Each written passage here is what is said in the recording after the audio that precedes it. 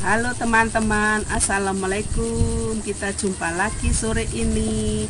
Semoga teman-teman diberi kesehatan panjang umur, berkah selalu, rezeki lancar. Jangan lupa bersyukur ya teman.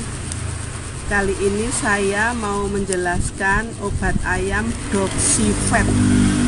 Doxyvet itu komposisi setiap gram mengandung doxycycline HCl 25 mg, bahan pembantu sampai 1 gram.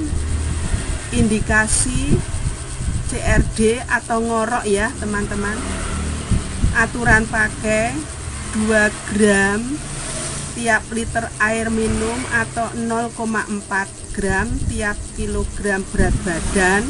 Diberikan selama 3 hari berturut-turut ya teman-teman. Perhatian, hentikan pemakaian obat 5 hari sebelum unggas dipotong untuk dikonsumsi.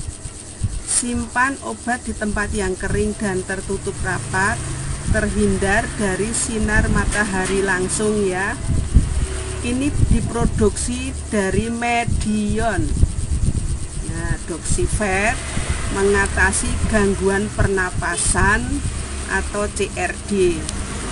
Obat hanya untuk hewan. Gitu teman-teman, mengenai Doxyvet sudah dulu. Terima kasih, semoga bermanfaat. Jangan lupa subscribe, like, komen, share ya teman-teman. Terima kasih. Assalamualaikum warahmatullahi wabarakatuh. Bye.